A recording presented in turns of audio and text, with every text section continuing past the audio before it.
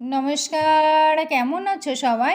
আমি নমিতা, আমার একটা নতুন ব্লগে সবাইকে স্বাগত। এখানে দেখো ছাতু দেখাচ্ছি, নুন, হলুদ, পেঁয়াজ, রসুন, আদা সবটা কিন্তু অফ ক্যামেরায় কেটে নিয়েছিলাম। মানে আদা আর রসুনটা গ্রেট করে নিয়েছি আর পেঁয়াজটা কুচু কুচু করে কেটে নিয়েছি।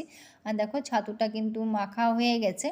এখানে কিন্তু আচারে তেল দিয়েছিলাম, সেটা দেখাতে ভুলে গেছি। আর এখানে দেখো আটার মধ্যে কী দিয়েছি বলতো, আটা যখন ময়ান দিচ্ছিলাম না, তখনই কিন্তু এই পাতাটা দিয়েছি। এই পাতাটা বলতো সজনে গাছের পাতা। তো বরের কথা মতে সজনে গাছের পাতা যদি খাওয়া হয় তাহলে কিন্তু শরীরের জন্য খুব ভালো। এতদিন কিন্তু আমরা খেয়েছি, মানে শুকনো করে পাউডার করেও খেয়েছি, সেটাও তোমাদের সাথে শেয়ার করেছিলাম। আর এখানে দেখো আমি কিন্তু অফ ক্যামেরা পুরোটা রেডি করে নিয়েছিলাম, মানে ময়াম করে পুরো রেডি করে কিন্তু এখন রুটি মানে পরোটাটা ভাজাটাও বসিয়ে দিয়েছি, তেল দিয়ে দিয়েছি, ভেজে নেব। তো বরে আজকে অনেক দিন পরে ছাতুর পরোটা খেতে ইচ্ছা, মানে আমিই বলেছিলাম ছাতুর পরোটা অনেক দিন পর খেতে ইচ্ছা করছিলো, তার জন্য বললো করে নাও তাহলে আজকে, তার জন্য করলাম আর কি। তো অনেক মাঝে মাঝে তো ইচ্ছা করে না এটা ওটা, এই জন্য আর কি। যেহেতু এখন রুটি খাওয়া হয় না, বরের পেটের জন্য কিন্তু রুটি একেবারেই খাওয়া হয় না, তো তার জন্যই আজকে কিন্তু যেহেতু আজকে একটু বৃষ্টিও হয়েছিল, কালকের বৃষ্টি তো এখন হচ্ছেই, রাতে হচ্ছে গরম, কিন্তু ওর জায়গায় ও ঠিক বসে আছে, ওর রাগ আছে, অভিমান আছে, ও বসে আছে, ও এখন যাবে না।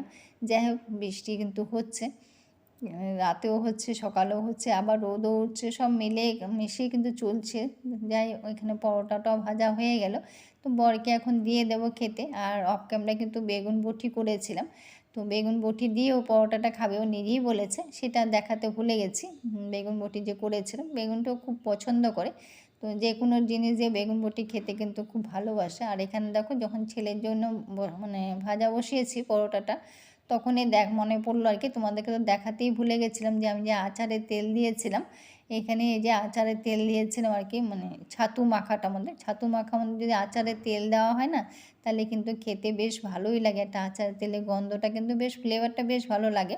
যাই হোক, আর এখানে দেখো একেবারে স্নান করে চলে এলাম। আজকে যেহেতু বৃহস্পতিবার, বৃহস্পতিবার তো মানে একটু সময় লাগে লক্ষ্মী ঘট, আর যেহেতু আগে বৃহস্পতিবার কিন্তু লক্ষ্মী ঘট মানে বসানো হয়নি, আমাবস্যা ছিল, তা আজকে এই জন্য আম পাতাটাও পেরে নিলাম আর কি। আম পাতা দেখো ছোট্ট একটা ফুল গাছ, মানে ফুলটা বেশ সুন্দর ফুটেছে। গাছগুলো ছিল, এগুলো কিন্তু পোকা খেয়ে নিচ্ছিল, এখন আবার পোকা দেখলাম হয়তো কয়দিন ধরে খাচ্ছে না, আবার ফুলগুলো ফুটতে একটু শক্তি পেয়েছে। ফুলগুলো ফুটতেই পান, যখনই ফুটে তখনই কিন্তু মানে পোকাগুলো খেয়ে নেয়। যাই হোক, অনেক কিছু দেওয়া হয় যেমন, কিন্তু তাও পোকা ওরা ওদের কাজ ওরা করে নেয়। আর এখানে দেখো যেহেতু গাছের এখন ফুল হয় না, বেশ ভালোও লাগে গাছে ফুল দিয়ে পুজো দিতে, যদিও কেনা হয়, মঙ্গলবার মঙ্গলবার করে ফুল কেনা হয়।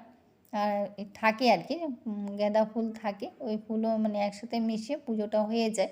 আর এখানে দেখো সরষের তেল ঢেলে নিচ্ছে, এটা ঠাকুরের আর কি, মানে যেহেতু তুলসী মঞ্চটা আমার মানে একেবারে নিচে আর কি, ঠাকুরঘরটা তো উপরে দোতলায়, আর নিচে তো তুলসী মঞ্চটা, তো এখানে আমি বাতি মানে তেল সব জিনিস এখানে রাখি, আবার আবার উপর থেকে আনবো, আবার নিব, ওই জন্য এই জায়গাটা রেখে দিই, সব পরিষ্কার করে গুছিয়ে রেখে দিই নিজের সুবিধার্থে আর কি। তো এখান থেকে তেলটাও বাড়ন্ত হয়েছিল, তেলটা ঢেলে নিলাম।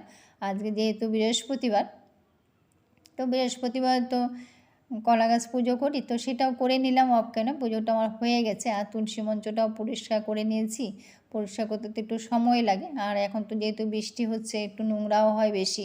আর পদ্ম মানে তুলসী মঞ্চটা তো পুরো পদ্ম ফুল, তো যেহেতু এগুলোর মধ্যে নোংরাটা বসে থাকে, ফুটো করা আছে কিন্তু ফুটোগুলো আটকে যায়, তখন আবার নোংরাগুলো বসে থাকে, একটু সময় লাগে। যাই হোক, পুজো দিয়ে একেবারে চলে এলাম ঠাকুর ঘরে। আজকে লক্ষ্মী ঘরটা মানে বসাতে পেরে কিন্তু বেশ ভালোই লাগছে। গত সপ্তাহ যেহেতু বসাতে পারিনি অমাবস্যার জন্য, আর বেশ ভালো লাগছে গাছে ফুল দেওয়া। জবা ফুলের মাঝখানে যেটা থাকে না, ওটা কিন্তু আমি ছিঁড়ে দিই আর কি, ওটা দিই না আর কি, ওটা সহ মানে ঠাকুরের পায়ে দিই না আর কি। তো মাঝখানে একটা ডাটির মতন থাকে না, ওটা আমি ছিঁড়ে তারপরে দিই কিন্তু ঠাকুরের পায়ে। যাই হোক, পুজো টুজো অফ ক্যামেরা পুরোটা পাঁচালি টাচালি পড়া হয়ে গেছে, পড়ে টড়ে একেবারে নিজে টিফিন করে নিজেও পরোটা খেয়েছি, চা দিয়ে খেয়েছি আজকে, তো সেটা শেয়ার করা হয়নি। তো চা দিয়ে খেয়ে একেবারে রান্নায় চলে এলাম। আজকে একটা নিরামিষ তরকারি, এইভাবে তরকারি করলে বর খুব পছন্দ করে, এখন আগে খেত না কিন্তু এখন খায়। তো সবজিটা আগে তেলে ভালো করে ভেজে নিলাম, তারপর দেখো মশলাটা দিয়ে দিলাম, তো দিয়ে এখন টমেটো দিয়ে একটু ঢাকা দিয়ে দেবো, এখন আর কম আছে, ও মানে যতক্ষণ সময় লাগে ততক্ষণ। এখন দেখাচ্ছিলাম যে এখানেও কিন্তু পাতা দিয়েছি, তো সেটা কিন্তু বর তখন দেখেনি, তোমাদের সাথেই দেখাচ্ছিলাম যে পাতা এখানে দিয়েছি আর কি। এখানেও কিন্তু সজনা গাছের পাতা দিয়েছি, তো দিয়ে আবার ঢেকে দিলাম। আর এখানে এই দেখো ডালও কিন্তু দিয়েছি, মানে ধনে পাতা মতন এখন সব রেসিপিতে এখন দেওয়া হচ্ছে। মানে আজকে মানে কথাটা হলো কি, পুজোটা তো নিজের মনের মতন করে এলাম, রান্নাটা কিন্তু বরের পছন্দ মতন করা হলো। মানে সব রেসিপিতে তুমি এই পাতা দিতে হবে, এই পাতা খাওয়া, অ্যাকচুয়ালি সবাই আমরা জানি এই পাতা খাওয়া ভালো। এই পাতা শাক তো আমি ভিডিওতে দেখেছি, অনেকে শাক ভাজাও করো, সজনা গাছের পাতা কিন্তু ভাজা দেখেছি। তো বরের কথা মতো কি, কেউ কিছু মনে করো না, বরের কথা হলো কি, তো পাতাটা এইভাবে যদি খাওয়া হয় তাহলে মানে ভাজা করলে তো গুণটা নষ্টই হয়ে যায়, যদি এইভাবে দিয়ে খাওয়া হয় তাহলে ওর গুণটা থাকবে। তাইলে খাওয়াটা আর কি ভালো, এই পাতা সজনা গাছের পাতা খাওয়াটাই তো আমরা সবাই জানি। সাথে বর দেখতে এসছে যে পাতা দিয়েছি কিনা, তো তখন তো আমি খুঁজে পাচ্ছিলাম না, অনেকবার চেষ্টা চালাচ্ছিলাম, সেটাই তোমাদেরকে দেখাচ্ছি। দেখো কত খুঁজেছি, পাইনি কিন্তু বরকে দেখানোর জন্য।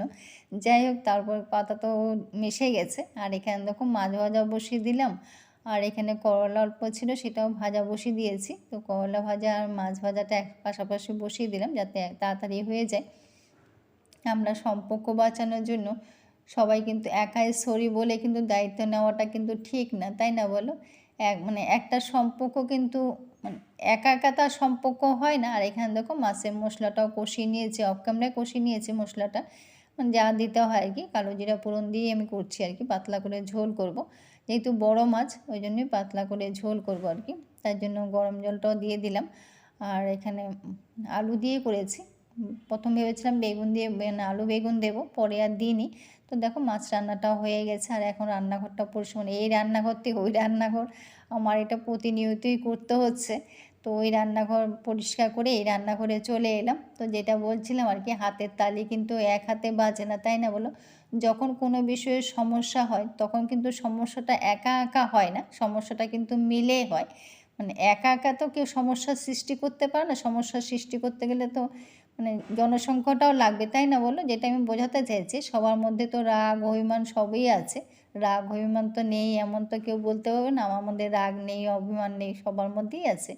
সম্পর্ক বাঁচানোর জন্য যদি একাই যদি সরি বলতে হয় তাহলে তো নিজেকেই সস্তা করে দেওয়া, তাই না বলো? এটা আমার বন্ধুর জন্যই বলছি, বন্ধু খুব মন খারাপ, যাই হোক, কিন্তু তার মধ্যেও অনেক অনেক হ্যাপিতে থাকে, ওকে অনেক ধন্যবাদ, অনেক সুন্দর সুন্দর কথা বলে, ভালো লাগে। তো এটা ঠিক সস্তা করে দেওয়া। তো কথায় একটা আছে না, সম্পর্কটা কিন্তু একটা কথা আছে না, সম্পর্কটা কিন্তু মানে টাকার এপিঠ আর ওপিঠ, এটা কিন্তু একার দ্বারা হয় না। মানে একজনে এগোলে আরেকজনও এগোতে হবে, একা এগোলে তো হয় না। তো রান্নাঘর পুরো পরিষ্কার করে কিন্তু এখন মুছে নিচ্ছি আর কি রান্নাঘরটা। তো আমি স্নান করে পুজো দিয়ে তারপরে কিন্তু মানে সবসময় তো একরকম হয়ে ওঠে না, কখনো হয়তো ঘরটা আগে মুছে নিই, কখনো হয়তো বেলায় মুছি, মানে সব করে মুছি, যখন যেমন নিজের সুবিধা হচ্ছে মানে নিজে করি আর কি। যেটা সবসময় তোমাদের কাছে এই কথাটাই বলি, আমি যখন যেমন যেভাবে করি সেইভাবে তোমাদের সঙ্গে আমি মানে শেয়ার করি, আমি কিন্তু আলাদাভাবে কিছু করি না, যেভাবে আমি যখন যেভাবে কাজ করি নিজের সুবিধার্থে সেইভাবে তোমাদের সাথে শেয়ার করি আর কি। তো যেটা দেখো সবটা কিন্তু আমার গুছানো পরিষ্কার হয়ে গেছে। তো মাঝে মাঝে কিন্তু চুপ থাকা খুব ভালো, ভালো সম্পর্ক নিয়ে থাকতে কিন্তু আমরা সবাই ভালোবাসি, তাই না বলো? আর দেখো সবটা গুছানো হয়ে গেছে, সম্পর্কগুলো যাতে না ভাঙে তার জন্য কিন্তু চেষ্টা করাটা ভালো, এটা সত্যি। তার জন্য কিন্তু নিজে অন্যায় না করে যদি সম্পর্ক বাঁচানো যদি নিজে একাই সরি বলতে হয় তাহলে তো এটা তো ঠিক না। কেননা আত্মসম্মান তো সবার আছে। এখন কিন্তু বৃষ্টি আবার শুরু হয়ে গেছে। আর যেটা বলছিলাম যে মানে যেটা ন্যাতা দিয়ে মুছেছি সেই ন্যাতাটা ধুয়ে একবার দিয়ে দিলাম আর কি। আর যে গাছটার কথা বলেছি, যে সজনে গাছের পাতা, এই যে কাকিমার থেকে, পাশের বাড়ির কাকিমার থেকে আনা হয়েছে আর কি, এই পাতাটাই নিয়ে খাওয়া খুব ভালো শরীরের জন্য আর কি, স্বাস্থ্যের জন্য খুব ভালো আর কি, সেটাই বলছিলাম আর কি বরের কথা মতে। তো যাই হোক, আজকে মানে একেবারে সন্ধ্যায় চলে এলাম, যেহেতু বৃষ্টি হচ্ছিলো তো বর বললো একটু কফি বানাতে, তো সেটাই করছিলাম। তো কফি বানাতে বানাতে আজকে ব্লগটাও শেষ করব। তো কেমন লাগলো সবাই কমেন্ট করো, ভালো থেকো, সুস্থ থেকো। তো প্রথম দেখো কফি প্যাকেটগুলো কেটেছি, মানে কেটেছি ভেবেছিলাম কিন্তু কাটিনি, একটা কেটেছি একটা কাটিনি, তারপর পরে আবার অফ ক্যামেরায় কেটেছি আর কি। তো তো আমি আবার কফিটা মানে বর আবার কফি হোক, চা হোক, ওর যে দেখো প্যাকেটটা কাটা হয়নি। যেকোনো যেটাই হোক ওর মিষ্টি চাই। আমি আবার মিষ্টি ছাড়াই কিন্তু খাই। বরের আবার কফি হোক আর চাই হোক ওকে কিন্তু মিষ্টি দিতেই হবে। মিষ্টি না দিলে খাবে না। আর আমি একটু দুধ রেখে দিয়েছি কেন বিড়াল ছানাগুলো এখন এসছে তো ওদেরকে একটু দুধটা দিলাম। তার আমার থেকে একটু দুধ দিলাম যেহেতু ওরা বিকেলবেলা একটু দুধ বিস্কুট খায় আর কি। তো ওদেরও তো ইচ্ছে করে। তো যাই হোক এখন ব্লগটাও শেষ করবো। সবাই ভালো থেকো, সুস্থ থেকো। কিছু একটা ভালো লেগে থাকে তো লাইক কমেন্ট শেয়ার করো, পাশে থেকো, পাশে রেখো। সবাই ভালো থেকো, সুস্থ থেকো। Tata, bye bye.